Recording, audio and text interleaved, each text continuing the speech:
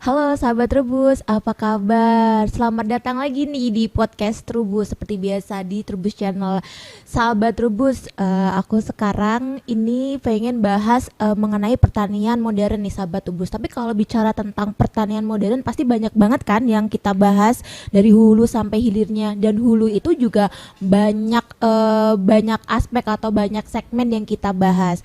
Nah, aku sekarang pengen mengerucutkan nih pertanian modernnya itu sekarang kita bahasnya lebih ke rumah tanam atau mungkin sahabat Trubus lebih awam lebih sering mendengar itu adalah greenhouse. Nah, sahabat Trubus sejauh apa sih greenhouse itu dibutuhkan di kita? Pasti kalian bertanya-tanya gini. Lahan kita kan luas, ya kan, buat apa sih kita perlu greenhouse, pasti gitu. Nanam greenhouse itu sulit, butuh pengetahuan, butuh modal dan segala macam. Tapi sahabat Trubus, kalau misalnya nih sahabat Trubus sering membaca artikel pertanian atau melek teknologi, sering baca-baca media sosialnya tentang pertanian, jangan tentang yang viral-viral atau yang hoax-hoax aja ya. Pertanian kita tuh sebenarnya sudah maju nih sahabat Trubus, cuman memang pelakunya masih sedikit atau masih di golongan tertentu atau kalangan terbatas. Nah, sekarang nih sahabat Trubus, kita kedatangan tamu, yakni Bapak Petrus Andianto. Beliau merupakan Direktur dari PT Daya Santosa Rekayasa. Buat kalian nih pelaku agribisnis mungkin sudah kenal ya dengan Pak Petrus, tapi buat kalian nih yang masih awam di dunia pertanian atau masih coba-coba, nih saatnya kenalan dengan Pak Petrus karena beliau ini merupakan direktur dari PT Daya Sentosa Rekayasa. PT atau kita singkatnya DSR ya karena kepanjangan. PT DSR ini merupakan salah satu produsen dari rumah tanam pintar atau greenhouse yang teknologinya sudah modern. Sebenarnya bukan cuma rumah tanam sih sahabat Trubus, ada banyak macam produknya. Cuman kalau dibahas kan nggak cuma satu podcast aja ya, banyak nanti yang kita bahas. Kita kerucutkan di greenhouse saja. Tapi kita sapa dulu yuk Pak Petrusnya. Selamat datang Bapak. Ya, Madat, terima kasih Bu. Bapak apa kabar? Baik saya. Nah ini tuh kalau ngomong sama sesama anak pertanian kayaknya lebih enak ya Pak ya? Ya, lebih nyambung ya Bu ya. Lebih nyambung. Nah, Pak Petrus, seperti tadi yang saya katakan ya, emang seberapa penting sih Pak rumah tanam atau greenhouse di Indonesia ini atau terutama di dunia pertanian di tanah air kita? Oke. Jadi sebenarnya ada dua. Satu itu adalah ketika kita mau punya produksi, itu ketika ada beberapa produksi ini kualitasnya bagus. Yang kedua, ketika kita mau produksi ini adalah standar gitu. Jadi yang ya rasanya sama, untuk produktivitas, untuk biasanya permintaan pasar seperti itu. Nah, jadi high quality crops kita biasanya pasang. Nah, yang kedua yang akan sangat lebih crucial adalah climate change. Climate change ini akan membuat yang namanya perubahan cara berbudidaya itu lebih berbeda.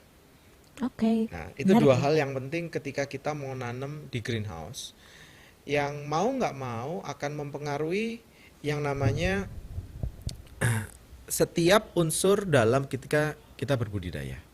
Seperti itu Bu kira-kira. Nah, berarti ngomong-ngomong tentang climate change ini jadi sangat penting ya Pak ya, sebuah rumah tanam di kita ya. Oh betul. Apalagi bicara tentang kualitas produk kita, Yes. keseragaman, kontinuitas. Memang produk-produk pertanian kita tuh boleh dibilang kurang seragam ya Pak ya? Kalau itu sudah pasti, kalau itu sudah pasti, karena dalam satu varietas yang sama itu bisa berbeda.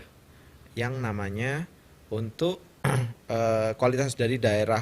Misalnya sekarang ada orang nanam bawang merah itu sukaannya dari daerah tertentu di Jawa Tengah.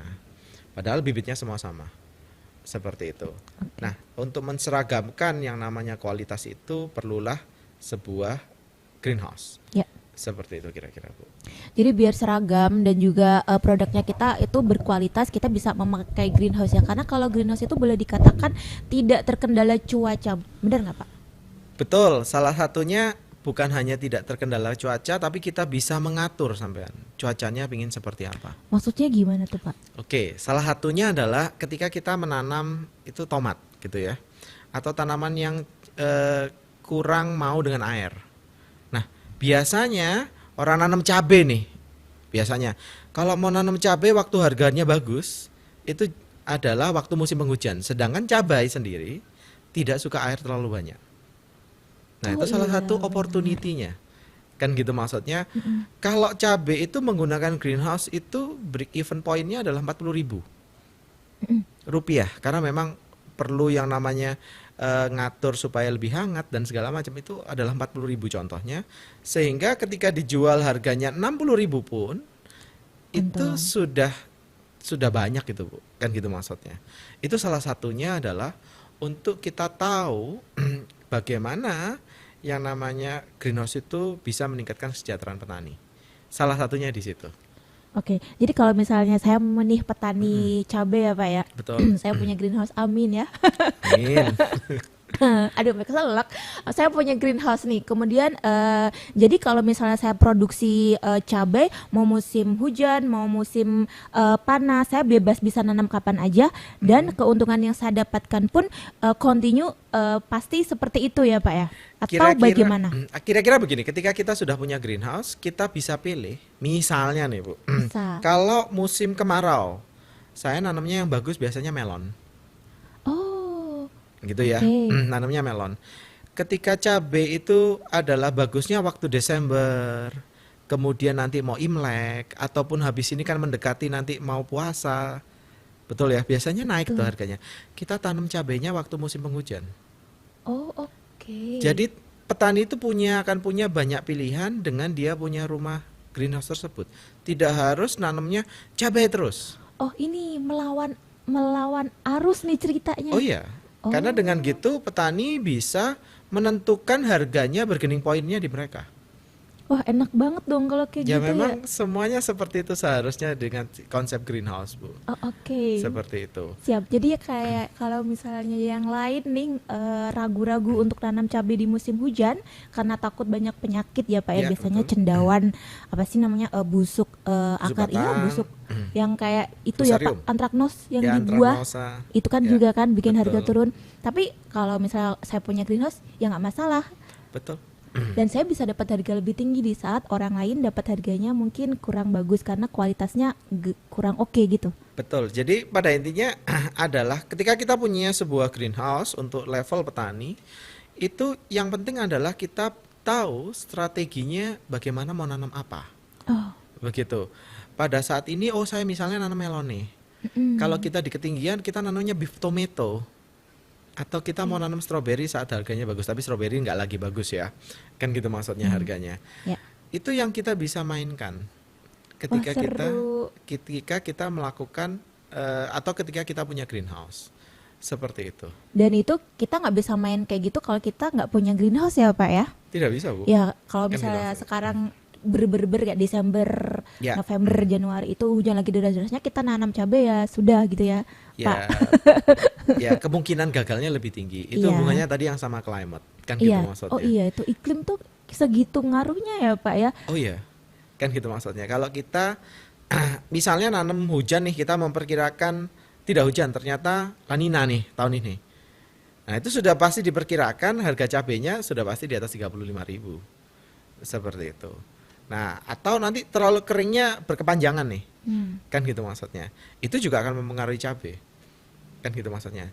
Dan mungkin saya ingatkan sekali lagi nanam di greenhouse itu jauh lebih mudah daripada nanam di open field. Tapi yakin Pak. Oh iya, karena semuanya bisa dikontrol. Nah, yang membuat sulit itu adalah ketika kita membiasakan dengan teknologi. Ya, dengan teknologinya, oh berarti saya harus ngatur suhunya segini. Hmm, Nah, oke. seperti itu yang teman-teman mungkin kalau yang sudah pernah di greenhouse, orang bermain di greenhouse, main di hidroponik, itu mereka merasa mudah karena ya patokannya tidak banyak, faktornya tidak banyak. Seperti itu kira-kira, Bu. Berarti itu nanti lebih ke SDM ya Pak ya. Ya, betul. Tapi sebelum kita ke SDM nih Pak ya, Ya, kita selesaikan dulu di bagian teknisnya. oke. Pak, tapi ya Pak, kalau Mungkin sahabat Tubrus nanti bisa cek langsung ke websitenya DSR ya Pak ya, Boleh. DSR Irrigation kalau nggak salah dsrirrigation.com. .com. Di situ dijelaskan banyak sekali produk-produknya. Cuman Pak, untuk kita ke rumah tanam aja dulu ya. Oke. Nanti kan kaitannya ada banyak tentang irigasi, Oh tentang iya, betul, eh, vertigasi. iya cahaya, suhu, Oh iya. kelembapan dan segala macamnya.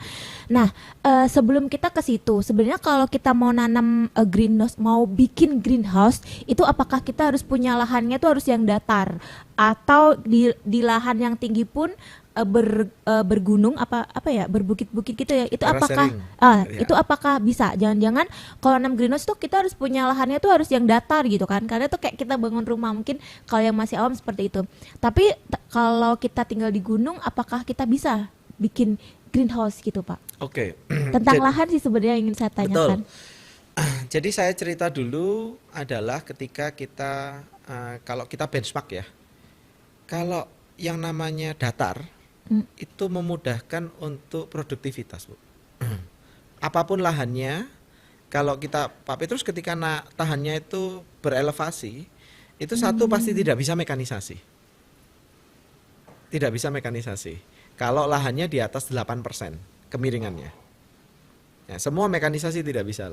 Jadi ketika kita berorientasi ke greenhouse, itu salah satu contohnya mungkin yang paling dekat di Asia Tenggara itu adalah Dalat di Vietnam. Itu tanahnya juga yang namanya naik turun dulu, Bu. Seperti di batu gitu. Oke. Tetapi mereka negaranya begitu ataupun masyarakat sekitar itu membuat lebih rata teres seperti itu supaya bisa ditaruh greenhouse. Mereka favoritnya kalau di negara Vietnam itu bunga, Bu. Iya. Bunga itu lebih sensitif daripada tanam buah konsumsi. Nah, untuk itu mereka meratakan. Jadi rata itu bukan harus 100% ya. Rata flat seperti bangun rumah tidak. Greenhouse itu perlu kemiringan antara 1 sampai 2% supaya air bisa ngalir. Seperti itu. Nah, untuk itu apakah perlu perataan? Jawabannya pasti iya, kan gitu maksudnya. Nah, apakah itu investasi yang tidak besar? Cukup besar memang, kan gitu investasinya. Cuman itu hasilnya akan sepadan dengan nanti yang dibeli oleh yang namanya kebutuhan konsumen. Kalau kami begitu. Dan tadi Bapak nyinggung Vietnam, setahu saya ya, sahabat Rubus, Vietnam itu memang florikulturanya Correct.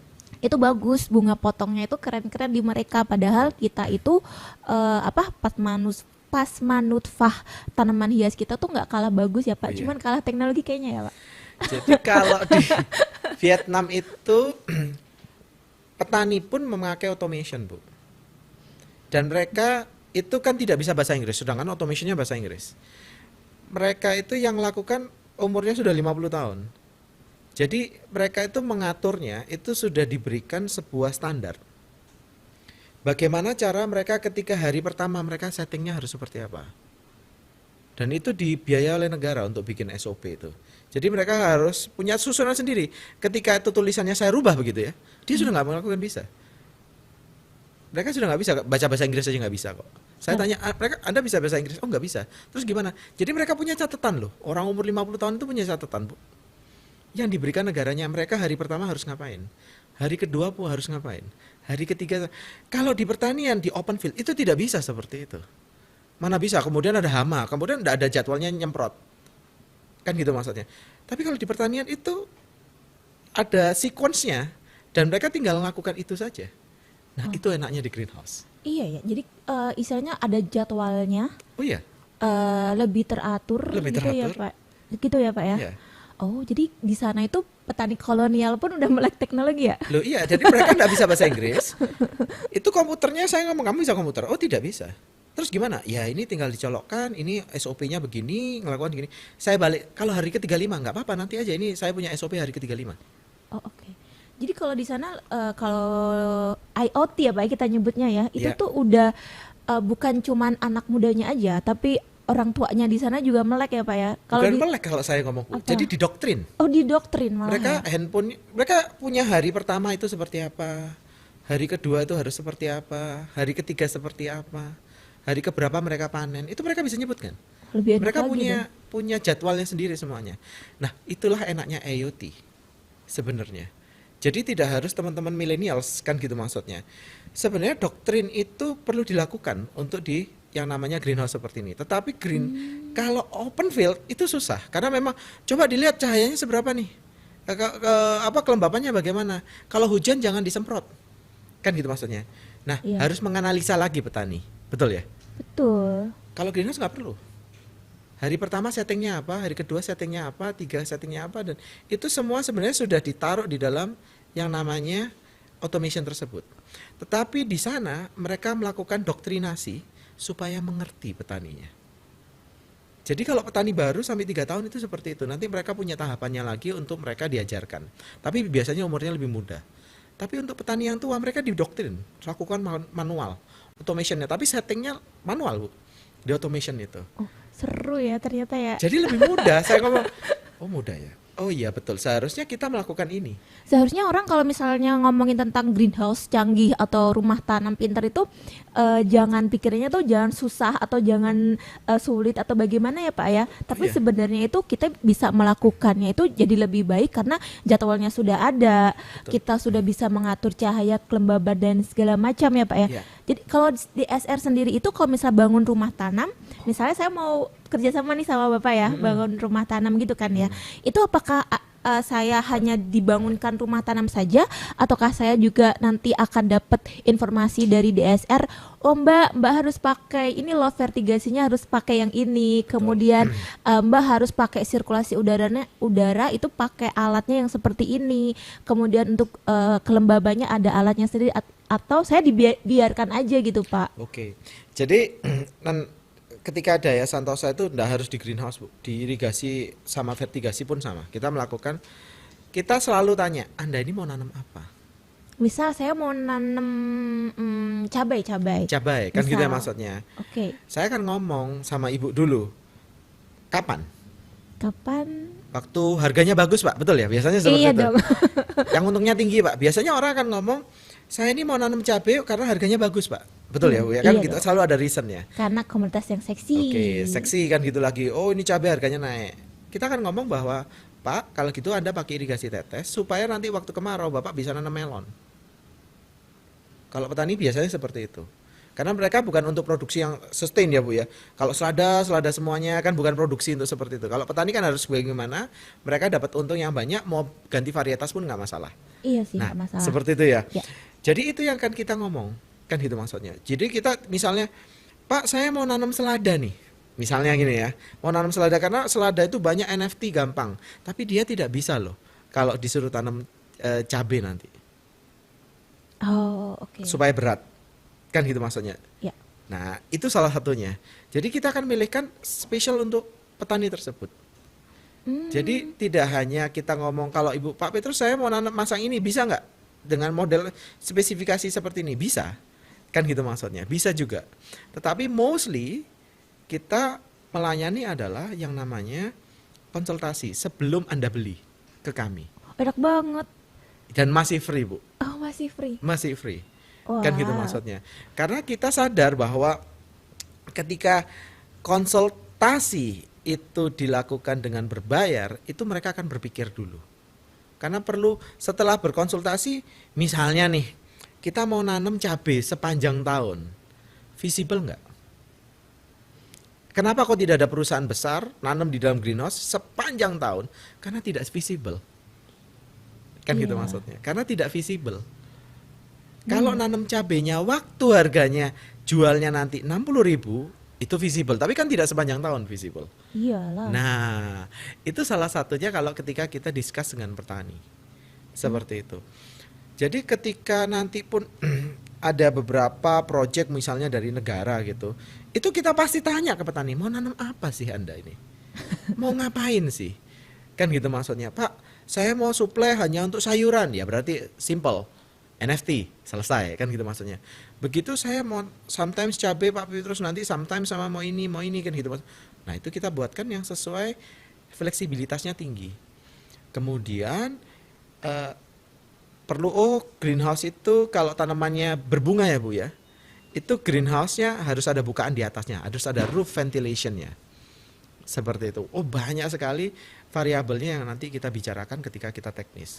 Dan Berarti kita melayani hal tersebut. wah, berarti enak banget dong klien misalnya yang pengen pakai produk dari DSR. Biasanya kan orang-orang gini, saya mau pakai rumah tanam karena saya mau nanam melon biar Iya. gitu. Tapi sebenarnya DSR juga ngasih solusi ya, ya Pak ya.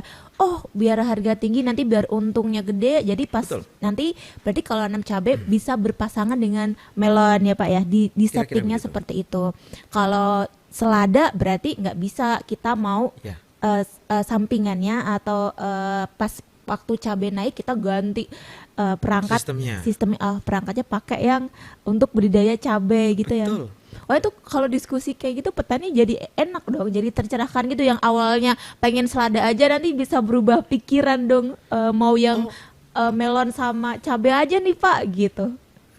70% dari petaninya DSR ketika mau nanam greenhouse itu selalu saya ngomong bahwa Pak, Bu, sudah pernah pakai bambu? Greenhouse bambu gitu maksudnya. Ya, sudah pernah tanya, sudah pernah pakai bambu? Belum. Saya selalu ngomong sistemnya seperti ini, setelah selesai saya akan bilang, coba dulu aja bambu. Yang kita nggak ngelayani. Yang kita nggak ngelayani. Supaya mereka bisa dapat feel-nya di Oh. greenhouse itu. Jadi seperti itu, Bu.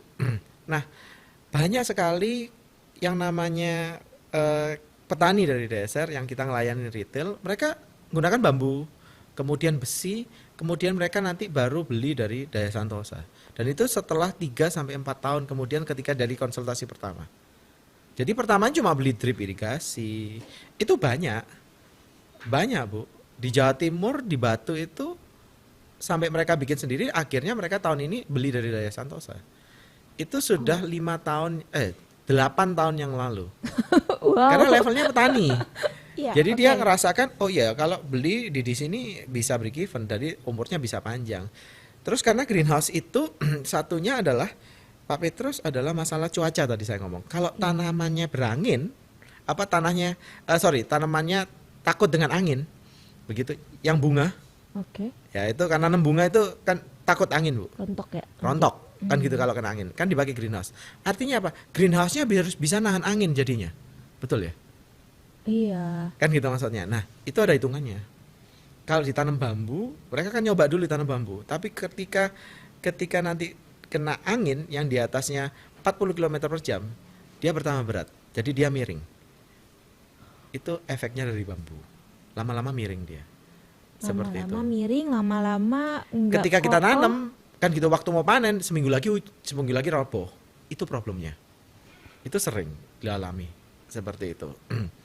Nah, sekarang pindahlah ke besi. Kemudian besi itu masalahnya cuma satu. Kalau areanya lembab, karena diirigasi kan, dilembab di dalam greenhouse, berkarat.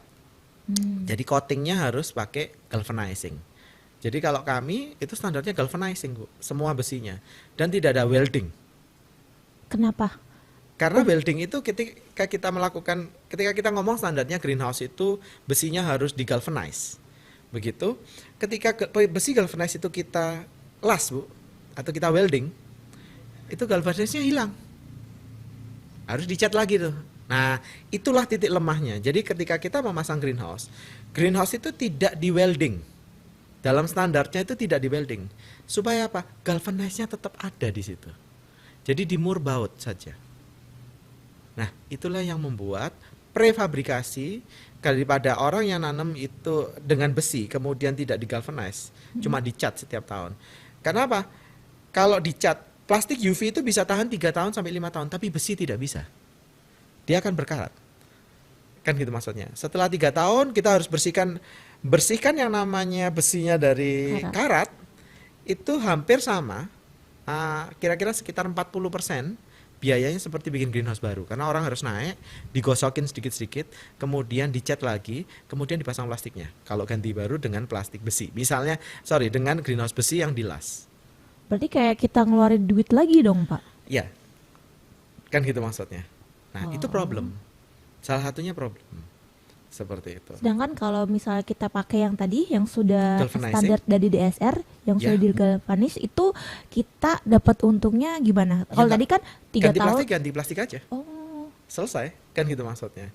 Greenhouse itu harus bisa bertahan itu 10 sampai dengan 15 tahun Bu umurnya. Itu udah kayak standar gitu. Oh ya, dan greenhouse itu harus bisa tahan minimal itu 60 kilometer per jam. Ininya apa namanya, tahan Kemampuan angin. nahan anginnya. Oh, oke. Itu 60 kilometer per jam. Nah itu semua sudah ada standarnya. Seperti itu. Jadi mostly petani kalau ketika konselor saya, Bapak tanahnya berangin nggak? Enggak Pak Petrus gini kan itu. Coba dulu supaya mereka dapat feel-nya dengan greenhouse. Setelah mereka punya greenhouse, mereka akan melihat bahwa oh ya, saya perlu berinvestasi untuk ini. Nah, seperti itu. Contoh yang lagi tren itu Bu, nanam tembakau. Tembakau. Tembakau. Manggung sentra tembakau. Tembakau. Kan gitu maksudnya. Iya. Yang bukan untuk rokok tapi untuk cerutu. Oke. Untuk cerutu Kenapa, itu Pak? pusatnya di Jawa Timur. Oh, Pusatnya di Jawa Timur. boleh dong diajak Pak. Oh, Lanjut. banyak. Jadi nanam tembakau untuk cerutu itu adalah yang paling menguntungkan Bu. 1 kilogramnya bisa mencapai kalau yang namanya tembakau biasa kan dibayar sekitar ya 40.000, 60.000. Kalau tembakau cerutu itu lumayan Bu, bisa sampai 60 euro. Berapa Pak? Oh iya Dirupiahkan. lumayan Bu, kalau 60 euro kan 600.000 kan gitu maksudnya. Dan semuanya diekspor.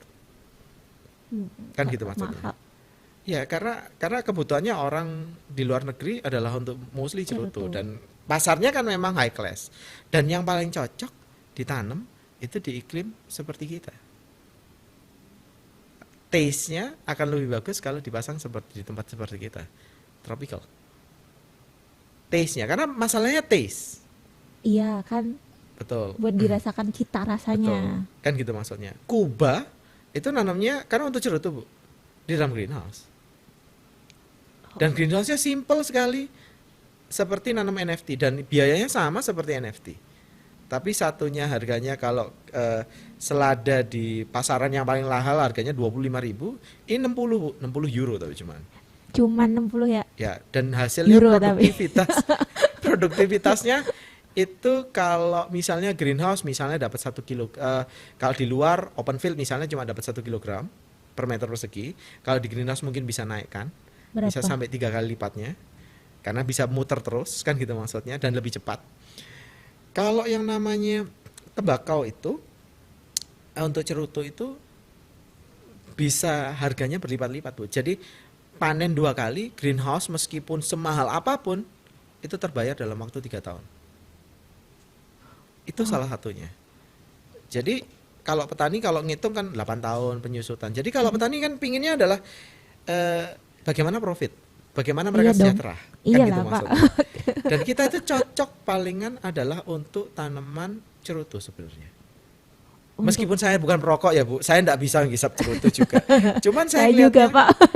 ketika ahlinya dari US datang, dari Swiss datang, dari Eropa, saya ngomong kenapa kok nggak ke Kuba, kenapa kamu nggak? Indonesia kan nggak banyak tanam, harganya masih murah. Kalau mereka beli di sana bisa 100 euro. Kalau di kita cuma 60. Iya, 60. Padahal harganya kita produksi beli pupuknya di sini di Indonesia itu cuma $2. Cuma $2 Bu. Ongkos $2. produksinya cuma $0,5 30.000 ya. per kilonya. Cuma $2,5. Sedangkan harganya $60. 2,5 berarti ya 40 ribuan ya Pak ya. Anggap aja gitu. Iya, seperti itu, 40 ribuan. Tapi 40 ribu hasilnya seperti dijualnya itu. 600 ribu. 60 Yes. euro tuh 600 ribu ya. Sekitaran segitu. Oh, lebih Bu, sekarang kan sekitar 14.000 ya, kalau nggak salah.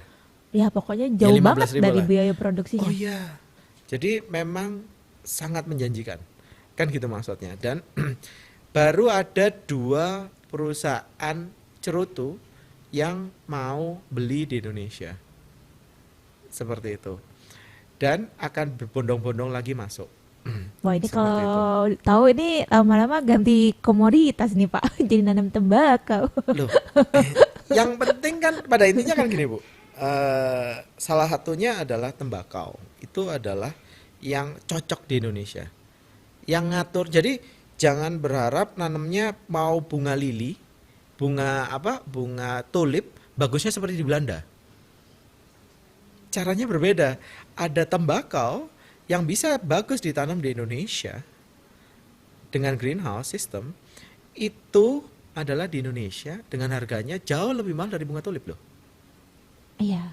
Kan gitu maksudnya. Udah bunga tulip udah gitu bibitnya dari luar ya Pak ya? Bibitnya dari ambil dari luar lagi. Kan gitu kalau di sini harus masuk ke kulkas dulu. Oh iya, Umbinya umbinya harus masuk ke kulkas dulu. 3 bulan kan gitu Kalau maksudnya. nggak bisa ini Kemudian nggak boleh pecah. dicampur sama yang namanya apa yang mengandung etilen seperti pisang itu nggak boleh loh. Oh, Mati dia. iya kah? Iya, jadi mandul ya, nggak bisa berbunga, Oh, nggak bisa tumbuh loh. syaratnya banyak ya? Oh banyak. Oh, mending Karena nanam. kita mau niru seperti di Belanda. Kita itu punya iklim yang berbeda dan itu adalah sangat diminati. Itu salah satunya, Bu. Itu penentuan ini yang harus kita lakukan. Wah, itu bisa jadi inspirasi nih sahabat Trubus kalau pengen dapet cuan yang banyak. Oh iya. Terus itu bisa tadi seperti Pak Pirus katakan bisa nanam tembakau, tapi tetap harus pakai greenhouse karena biasanya kalau orang luar itu kan standarnya tinggi ya Pak ya. Daunnya nggak mau ada lubangnya. Tuh, kalau tembakau kan gitu, nggak mau Berarti ada belalang lubangnya. nggak boleh masuk, Nggak boleh. Kan masalahnya itu saja. forbidden. Nah. Seperti itu. Iya, jadi tetap harus pakai greenhouse ya Yes. Pak ya. Tapi Pak, balik lagi ke greenhouse itu, Bapak kan tadi menjelaskan ya untuk apa keunggulannya kita pakai besi yang di galvanis ya tadi ya Pak ya. Dan itu pasti harganya kan lebih tinggi juga. Oh iya. Berarti nanam bangun greenhouse ala DSR itu harus diperhitungkan mengenai modalnya. Bagaimana Betul. dengan petani pemula misalnya kami nih pemula nih Pak, Oke. adakah ya udah Mbak karena Mbak pemula luasnya nggak usah luas-luas deh segini aja gitu. Betul.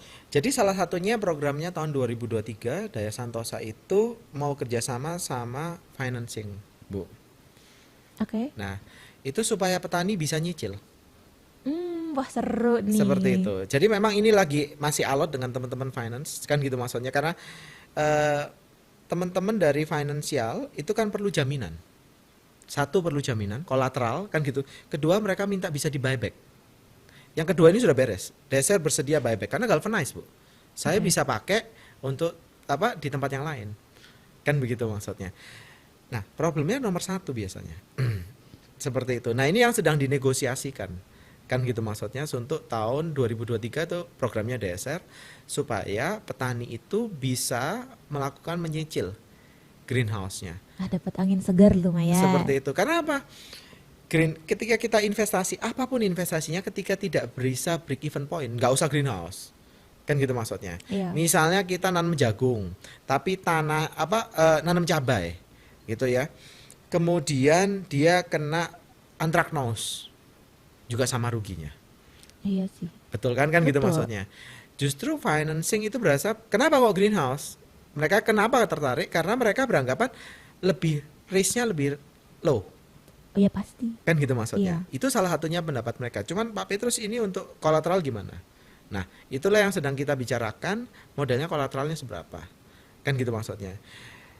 Tapi targetnya kami tahun depan sudah harus launching. Kan gitu maksudnya. Ya, kalau terpaksa ya memang adalah kolateralnya Daya Santosa sendiri dan beberapa petani yang kita pilih, yang kita bisa percaya. Itu salah satunya yang mau memulai, Bu. Kira-kira seperti itu. Oh, Jadi pokoknya tahun depan saya targetkan sama teman-teman finance kami adalah program ini harus jalan. Kan gitu maksudnya. Nggak tahu ada 1 petani ataupun 2 petani ataupun 3 petani, gimana kolateralnya? Kolateralnya DSR. Kan gitu maksudnya. Tapi itu tidak bisa terus-terusan. Hanya untuk meyakinkan bank dan para petani untuk, oh ini worth it loh. Sistem ini worth it loh. Kan gitu maksudnya. Seperti itu, Bu. Berarti kalau seperti itu petaninya pun harus yang istilahnya sudah teredukasi ya Pak ya. Oh, pasti kalau itu, Bu. Itu Kalau ke itu pasti. ini kita mulai ke SDM nih Pak ya. Karena kayaknya kalau punya udah investasinya yang dikeluarkan banyak, kalaupun bisa kredit pun juga pasti kan juga nggak sedikit ya Pak ya, Betul. gitu. Nah itu pasti kan kita juga nggak orang yang mau bangun rumah tanam atau greenhouse itu setidaknya sudah teredukasi gitu. Benar. Nah, apakah seperti itu Pak? Karena kan untuk ngatur-ngatur perangkatnya kan juga butuh ilmu. Oke, benar. Salah satunya memang ketika kita melakukan perangkat itu ada 2 hal. Ketika saya selalu bertanya sama petani, ketika mereka mau produksi, kalau teman-teman millennials kan gitu ya, itu mungkin lebih gampang karena mereka terbiasa ngeliat komputer, modelnya seperti itu. Tapi overall yang pertama doktrin, Bu. Oh, seperti yang di Vietnam Oh tadi. iya. Dan setting pertamanya itu selalu dilakukan oleh kami. setting awal. Setting awal itu Setting maksudnya? awal itu misalnya nih, kita tanam cabai, kita bikinkan protokolnya untuk cabai. Oh, oke. Tapi ya awal. Jadi sehingga misalnya ketika kita ngomong paprika nih ya, kalau tadi kilongannya sama dari cabai ke paprika. Saya mau paprikanya taste-nya seperti apa?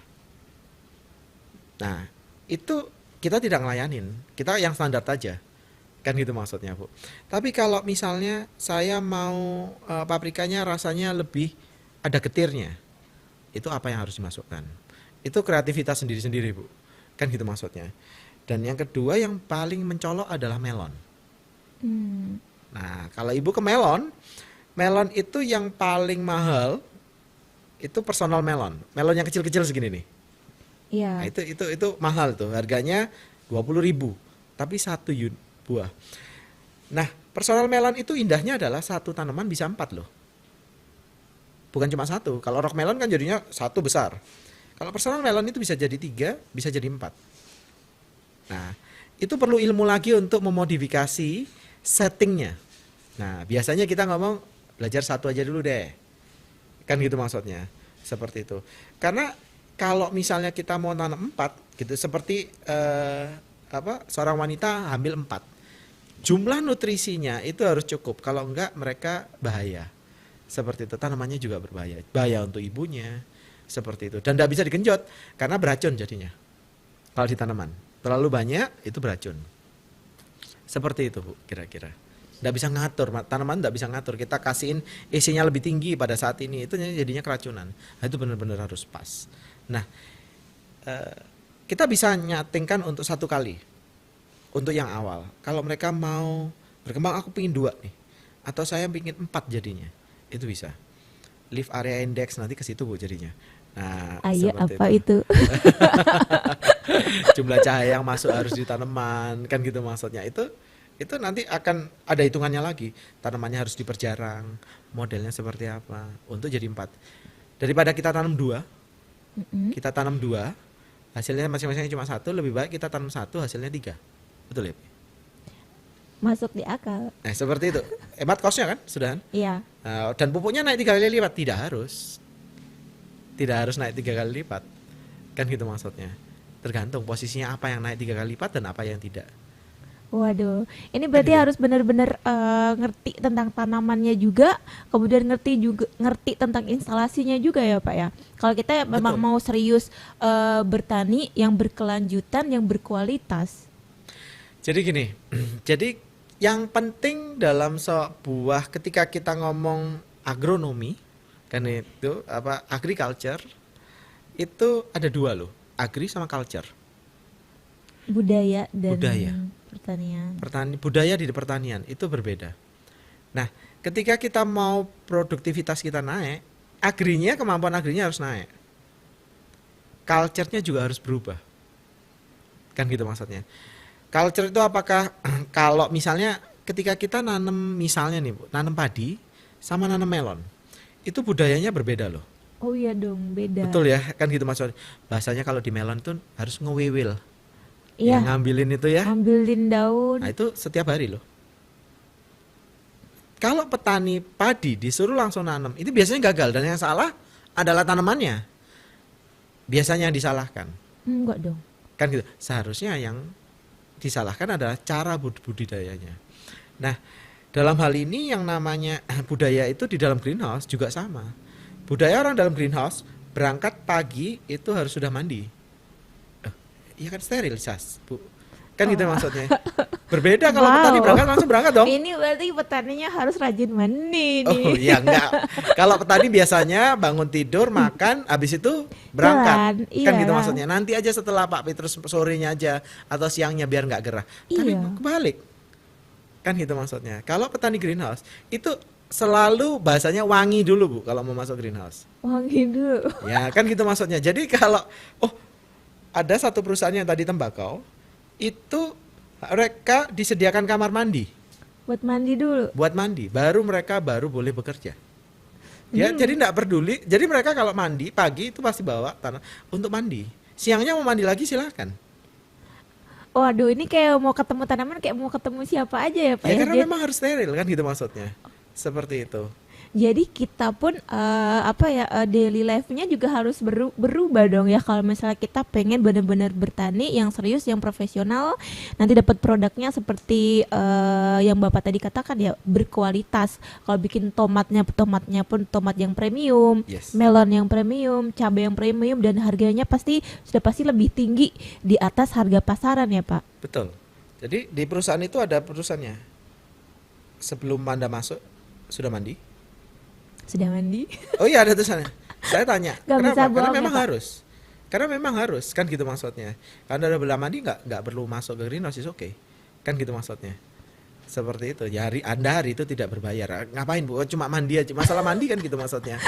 Demi sebuah $10 dikalikan berapa? Kalau saya mandi. Mau mandi 10 kali saya mandi. Kan gitu maksudnya. Itu salah satunya. Biar untungnya banyak. Oh iya kan gitu kan nggak ada bedanya, cuma beda di ongkos sabun saja kan gitu maksudnya Bu. Nah, Kira-kira begitu. Pak, kalau kayak gitu ya, sebenarnya kita itu sudah mampu gak sih Pak menjalankan itu? Kayak sebelum itu saya mau tanya, sudah berapa mitra petani yang di bawah naungan DSR? Kalau di DSR itu kalau di Batu ada sekitar 6. Mm-mm. 6 di Batu itu baru sekitar tahun 2008 itu mereka baru punya greenhouse paprika kena angin, kemudian kita starting lagi nanti. Kalau bunga sudah banyak di Jawa Timur, Rafli, di Jawa Barat itu banyak sekali sudahan Bu, kan gitu maksudnya untuk mereka. Dan biasanya mereka itu taunya adalah produk ini biasanya disuplai sama DSR, kan begitu maksudnya, seperti itu. Jadi mungkin tadi sahabat bus dalam hati bilang wah males mahal gitu kan, males Iya. harus berubah budaya hidupnya, harus mandi dulu pagi-pagi, harus mandi dulu sebelum ke greenhouse gitu gitu kan. Terus bertanya-tanya emang udah ada yang pakai? Udah ya Pak ya Oh jawabannya. banyak. Banyak malah yang Kan. pakai. Dan banyaknya itu adalah perusahaan-perusahaan yang melihat opportunity-nya itu tinggi. Kan gitu maksudnya, Bu. Dari situ saya ngomong bahwa kalau memang teman-teman ini mau bahasanya Anda cuan gitu ya. Cuan. Cuannya lebih banyak gitu ya. Saya jawab budayanya juga harus berubah. Ketika sama orang motivator itu katanya, oh ini harus berubah habit dan segala macam. Saya ngomong, ya memang itu ada hubungannya. Kalau di pertanian memang sangat berhubungan. Kan gitu maksudnya, harus bersih dulu. Sama seperti Anda ternak ayam yang profesional. Mm-mm. Itu kan harus mandi dulu. Kan gitu maksudnya. Itu ada kalau di perusahaan di Pokpan itu mandi, mereka harus mandi Bu, disediakan. Kan gitu maksudnya. Harus berapa kali mandi, terus harus mandi dulu, kemudian harus disterilisasi. Karena mereka hewan. Kalau tanaman nggak sepenting itu sih. Cuman memang tetap harus berubah. Seperti harus ada kebiasaan yang berubah. Culture-nya harus berubah. Ini yang membuat bahwa makanya saya ngomong, coba aja dulu bambu. Kan gitu maksud. Greenhouse itu Indonesia seneng pakai yang namanya ada insect trap di dalam. Tahu Betul. ya. Saya tanya kenapa? Saya sering tanya kenapa? Karena kebiasaan. Tidak steril di dalam. Itu problemnya. Buat apa? Di dalam greenhouse yang seharusnya tertutup itu seperti itu. Tapi masih ada insect trap. Masa gimana hanya? Pak Petrus, tripsnya masih bisa masuk. Gampang ngatasi trips itu. Disemprot aja netnya.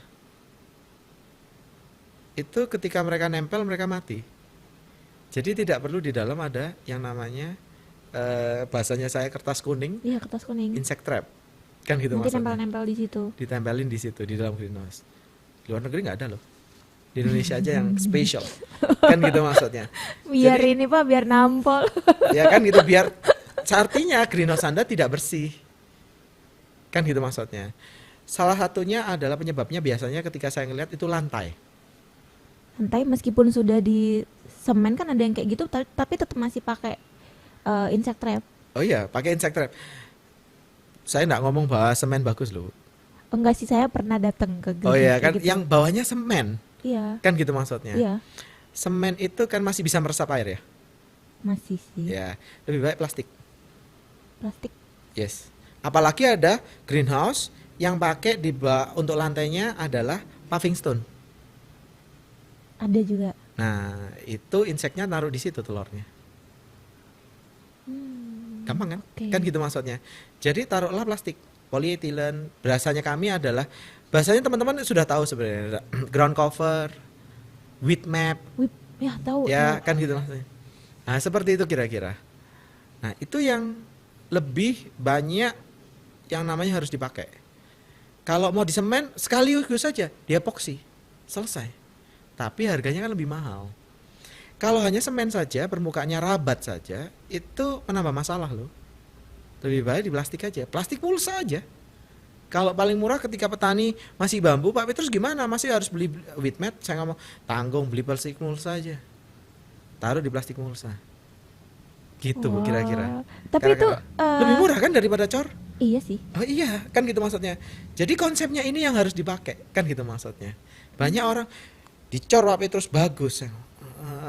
Nggak masuk di agronominya, nggak masuk tuh Bu. Orangnya tambah jadi orang sipil nih, orang agronomi. Karena pingin bangunannya indah.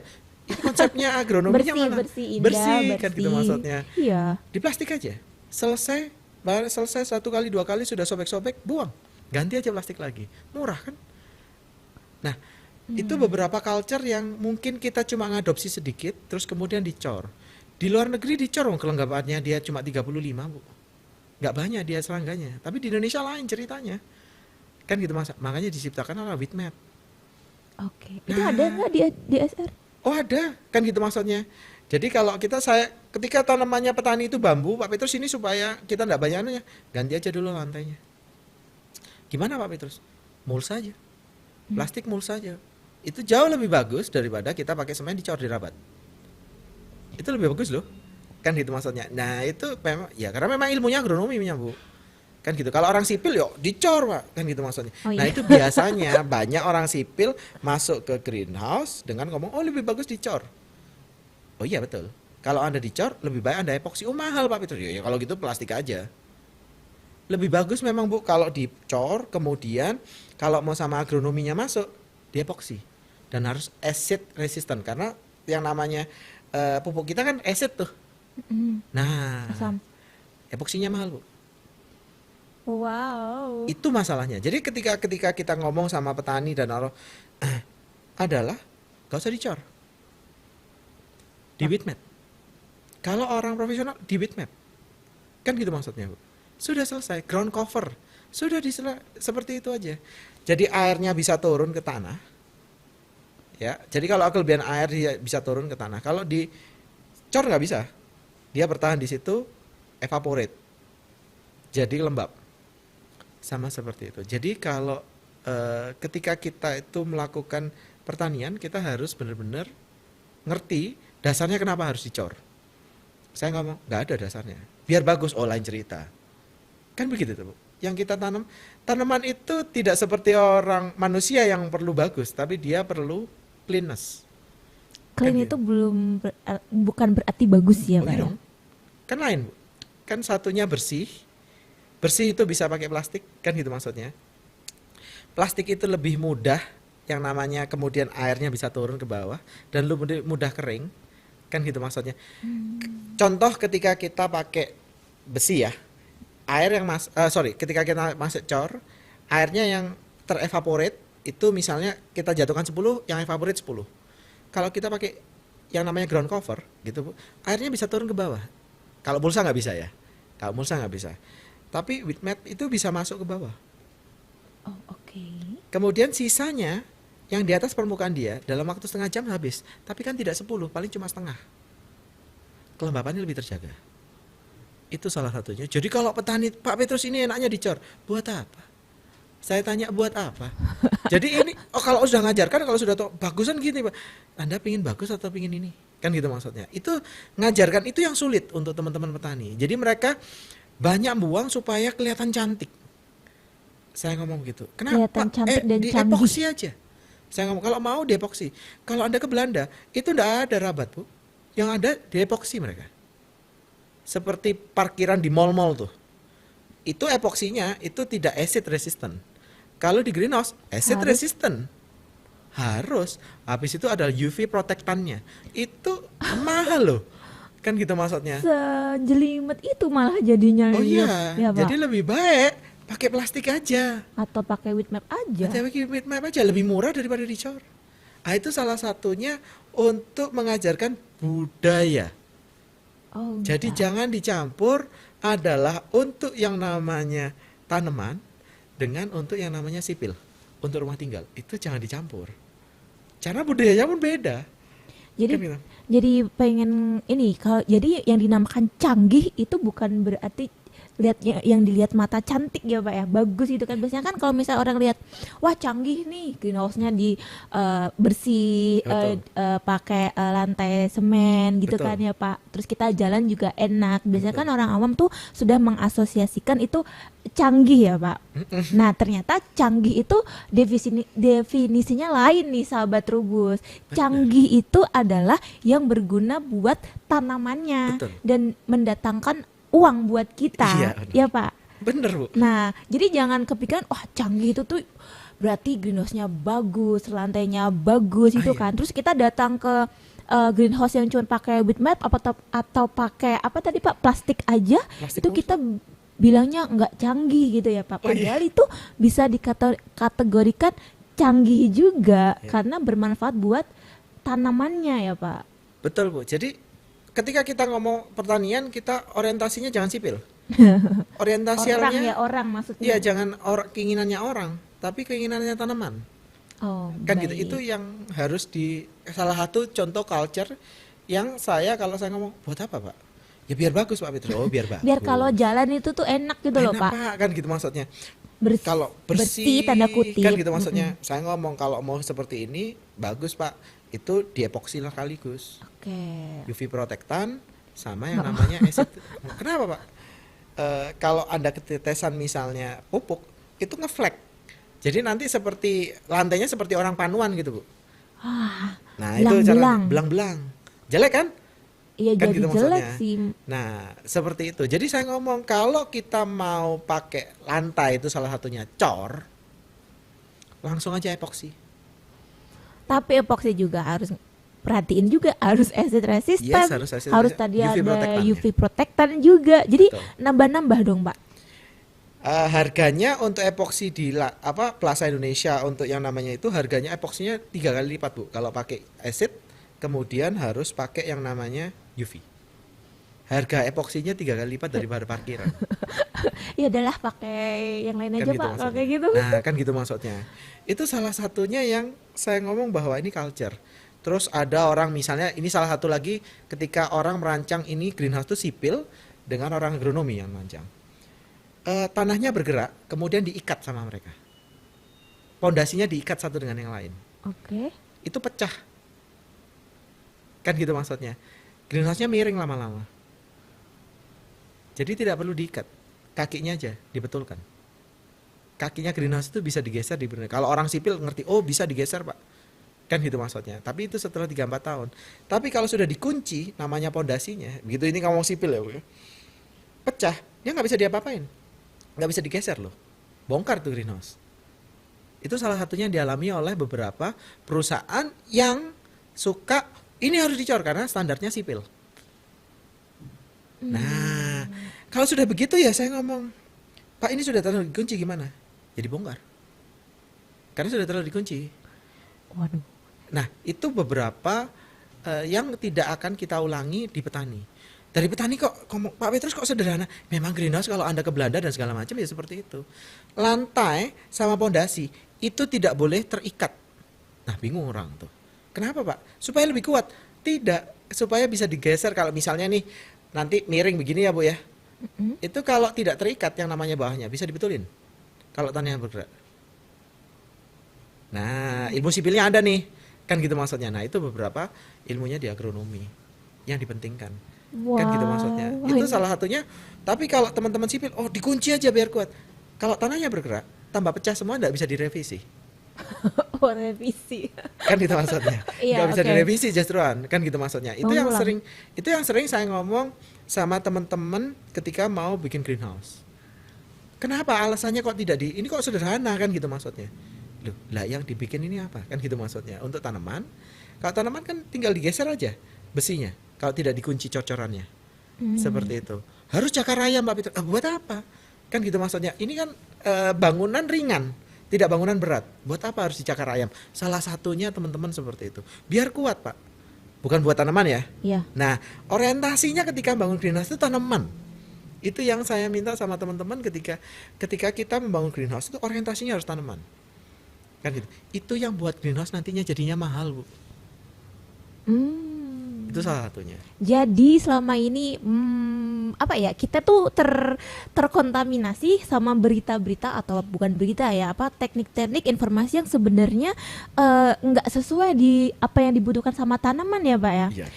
Bener sih. Jadi ini insight dari Pak Petrus ini kayak membuka banget kita kalau sebenarnya kita mau bangun greenhouse itu buat tanaman atau buat kita, Iya. buat orang. Kalau buat kita itu kayak nggak selesai-selesai ya Pak ya. Iya. Banyak banget yang kita mau dan mungkin kelihatan canggih, tapi sebenarnya itu nggak canggih ya Pak ya. Oh iya.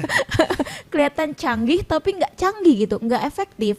Nah kalau yang dikatakan sama Pak Petrus tadi, kita bisa bikin greenhouse yang canggih karena rumah tanam pintar itu canggihnya itu ya buat tanamannya ya Betul. Pak, buat lingkungan sekitarnya, dan Betul. itu sangat diperhitungkan banget sama Pak Petrus nih. Mulai dari tadi kemiringan lahan tadi yang kita pakai itu ada 1-2% ya 1 Pak, sampai 2%. itu kita bisa. Kemudian tadi Pak Petrus juga bilang nggak perlu loh kita tuh sampai ngecor-ngecor, dan nggak perlu loh kita tuh sampai bikin rangka apa diikat ya, Oh iya, jadi pondasinya diikat. pondasinya diikat atau kita Cakar bikin ayam. cakar ayam. Sebenarnya saya bukan orang teknik, nggak ngerti-ngerti amat sih tentang bangunan, tapi yang saya tangkap adalah oh ternyata kalau kita bikin greenhouse itu adalah kita itu harus memperhatikan si tanamannya. Canggih itu ya buat tanamannya, bukan buat kita. Betul. Ya Pak ya. Betul. Dan sebenarnya canggih itu nggak mahal loh ya Pak. Yang mahal itu adalah keinginan kita ternyata ya Pak. Betul. Bikin yang wow gitu ya. Ya, pinginnya kalau Pak, ini greenhouse-nya minta dicor kok, banyak perusahaan atau orang hobiis gitu ya. Ah, ya, karena Pingin dicor, saya ngomong diepoksi gengsi. sekalian. Iya. Oh mahal Pak, kan gitu. Aduh, tanggung, with map aja. Iya. Kan gitu maksudnya. Iya. Seperti itu. Oh, ini ukuran pakai cakar ayam, buat apa? Wong ini cuma bangunan satu lantai, isinya atapnya cuma plastik kok. Kalaupun paling berat kaca. Iya, Buat benar. apa? Kan gitu maksudnya. Jadi ketika itu, oh biar bagus, oh lain cerita.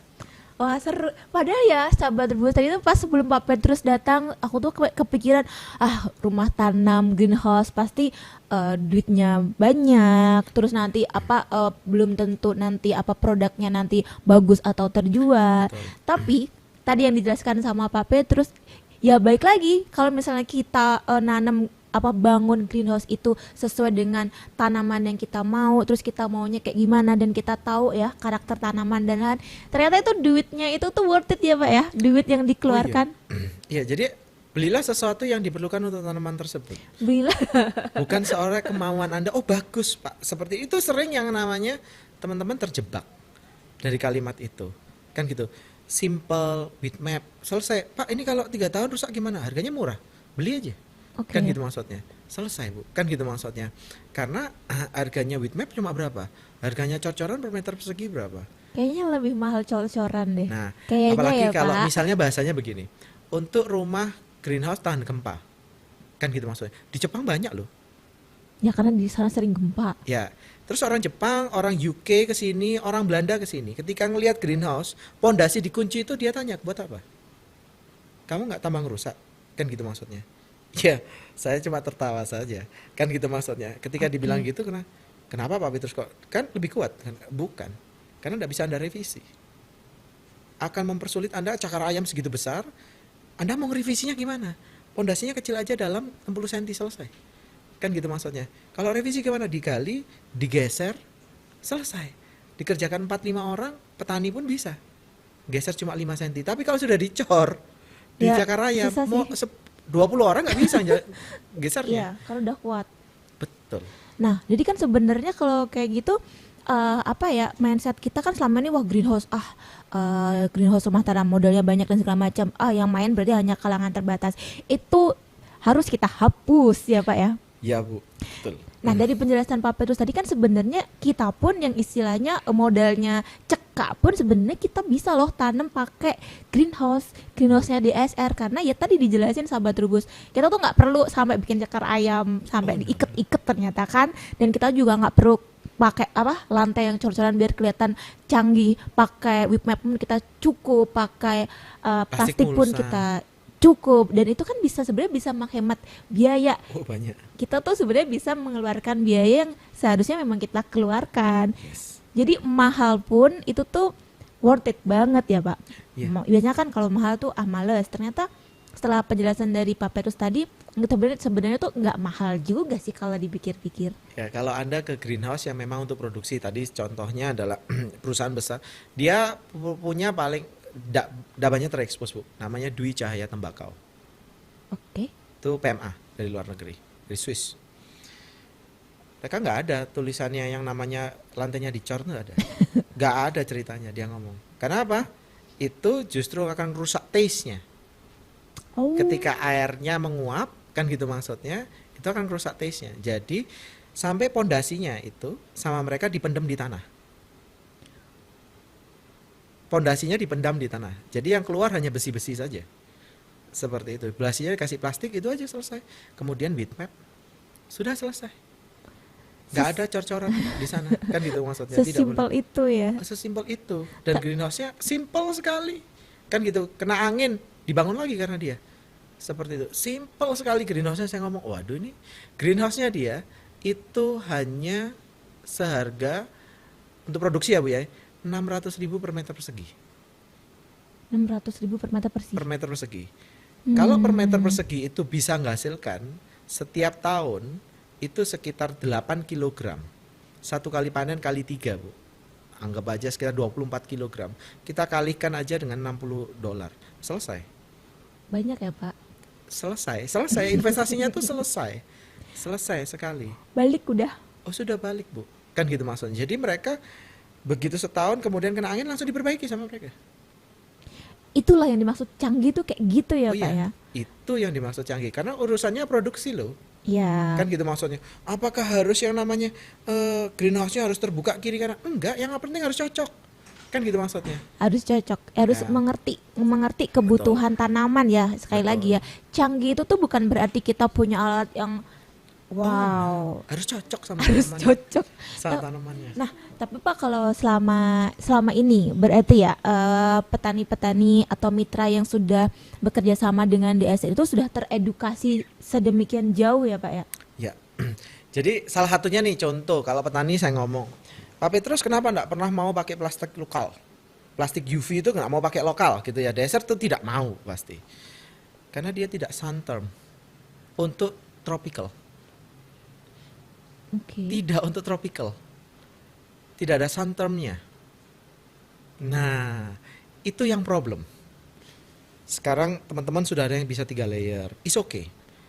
Karena kita mengembun, tidak boleh harus ada anti dripnya supaya tidak netes mengembun di dalam greenhouse-nya. Nah, itu salah satu yang harus kita pikirin. Kan gitu maksudnya. Nah, itu beberapa teknis kalau kita ngomong bahwa itu yang harus diinvestasi. Kan gitu maksudnya. Oke. Kalau itu canggih nggak kelihatan, oh bisa naik sendiri, ini bisa jalan sendiri, nggak perlu sebenarnya. Seperti Biar itu. keren Pak. Oh iya, biar keren. Kalau greenhouse Anda sudah misalnya 10 hektar, itu perlu ada jalan railnya dan segala macam. Itu perlu supaya meningkatkan efisiensi. Oh, Kan iya. gitu maksudnya. Iya, betul. Kalau tenaga kerja harganya sudah seperti di Eropa. Kalau enggak perlu. Kan gitu maksudnya. Nggak Iya. perlu. Nggak perlu Bu, kan gitu. Kalau Anda ngelihat karena yang rancang adalah teman-teman agronomi, itu pipanya di dalam rumah pompa itu berserakan Bu. Jadi kalau jalan harus agak melangkah-melangkah gitu ke pipanya. Tapi mereka produksinya yaitu harganya. Ongkosnya $2,5, panennya adalah $80 mereka. Wah. Itu kan yang kita cari kan gitu maksudnya, Iya. bukan perlu cantik-cantikan di mata kan. Ya. Kan gitu maksudnya. Benar. Jadi saya ngajak tamu ke sana. Dan memang sangat terbatas, cuma 1 kali setahun saya boleh ngajak 1 tamu ke mereka, kan gitu maksudnya. Itu dia tanya, Pak, Bu, ini kenapa tidak seperti ini? Dia jawabnya gampang, buat apa? Kan gitu maksudnya, buat apa? Di sini plastik saya sudah cukup. Memang plastiknya memang sun-term, kan gitu maksudnya. Nah, supaya bisa yang namanya berbias, jadi diffuse juga ada sun-termnya. Macam-macam modelnya dan itu yang harus dipilih. Nah, Itu salah satunya kenapa kok Pak Petrus kenapa tidak mau pakai plastik lokal. Karena untuk masukkan adiktif yang nama santan itu tidak boleh terlalu banyak, nggak boleh terlalu sedikit. Dan biasanya yang bikin pabrik plastik, bukan khusus untuk yang namanya pertanian. Itu problem. Nah, kalau kayak gitu Pak, buat kita nih mau bekerja sama dengan DSR atau kita bisa dapat produknya DSR, itu semudah yang Bapak jelaskan tadi nggak sih? Jadi Atau gini, harus ada syarat, wah Mbak harus punya lahan tuh minimal oh enggak. 100 hektar gitu. Greenhouse, kita punya training center Bu. Greenhouse kami paling kecil 100 meter persegi. Kecil. Wah, buat pemula kayak kita boleh lah ya Oh Pak iya, ya? kan Orang gitu kantoran maksudnya. ya Pak ya? Ya, itu 100 meter persegi saja. Adalah ukurannya 8 kali 12. Oke. 100 meter persegi kan? Mm-mm. Seperti itu. Jadi kami punya training center Bu, dan memang untuk belajar itu di Malang. Di Seperti Malang. itu. Berarti Di kalau Malang. mau berkunjung boleh? Boleh, mumpung masih free Bu. Waduh, nanti dibayar pas kapan Pak? Kasih tahu ya. Jadi mumpung masih. Jadi greenhouse 100 meter persegi pun bisa untuk produksi. Dan Kan itu gitu. ada di DSR ya Pak ya. Kalau Ada. misalnya mau pesen nih, mau dibikinin yang sederhana Oh, iya. aja buat anak-anak baru gitu Oh boleh ya. iya, kan gitu maksudnya. Seperti itu. Dan memang sudah kami lengkapi dengan automation system hanya untuk pembelajaran. Kita itu training center. Iya. Tapi kalau tidak perlu pun sebenarnya nggak masalah. Karena kebutuhan tanaman itu perlunya seberapa? Kalau 100 meter persegi dilakukan oleh setengah orang pun Setengah orang itu paruh. bisa, kan gitu maksudnya. Dan cuma disambi saja pagi sampai sore itu bisa. Kalau greenhouse sudah 1 hektar untuk kepentingan produksi lain cerita. Kan gitu maksudnya. Tapi jangan berharap greenhouse 100 meter persegi itu mau untuk yang namanya supply ke supermarket. Iya, Nah, ya kan gitu ya kurang maksudnya. dong. Nah, ya kurang kan gitu maksudnya. Tapi apakah bisa? Bisa. Untuk konsumsi masyarakat di sekitar. Seperti itu. Kalau kami adalah untuk konsumsi banyaknya di kantor. Oh, oke. Untuk orang-orang kantor. Ya. Kita ngomong, "Oh, ini harganya segini nih." Kan gitu. Biasanya habis di kantor. Kan gitu maksudnya. Ya. Seperti itu. Dan kalau biasanya sudah sisa, itu baru kami jualnya nggak ke supermarket, ke pasar, Bu. Nggak masalah karena kami training center. Ya. Tapi tidak untuk teman-teman yang mau berbisnis loh. Kan gitu maksudnya. Benar-benar mau berbisnis itu berbeda. Seperti itu. Oke. Kira-kira. Wah, seru banget nih ya. Sampai lupa waktu. Ya, Udah dikasih kode-kode dari tadi tapi nggak ngeh juga ya. Jadi Pak, boleh dong Pak closing deh Pak kepada sahabat Trubus nih yang masih mindsetnya masih zaman dulu banget tentang rumah tanam itu harus cantik, harus artificial. Itu ternyata nggak ya Pak? Closing sedikit aja. Jadi gini, untuk teman-teman Trubus, pada intinya ketika kita membangun greenhouse, satu, itu adalah kebutuhan tanamannya apa. Kedua adalah knowledge Anda harus dinaikkan. Dan lakukanlah bertahap. Tidak perlu harus greenhouse-nya canggih banget. Seperti saya ngomong sama petani saya, kalau mau mulai dari bambu, kalau perlu. Kemudian besi yang dilas. Kemudian baru kita ke galvanize. Kalau mau sudah pingin langsung galvanize, is oke. Tetapi sesuaikan dengan kebutuhan dan budget Anda masing-masing. Tidak perlu harus memaksakan harus ini, harus itu. Karena someday somehow, ketika Anda melakukan yang tadi sudah punya knowledge ya, Anda pasti beli di saya. Itu bahasanya seperti itu. Karena dengan situ Anda bebas berkonsultasi dengan kami, itu bebas.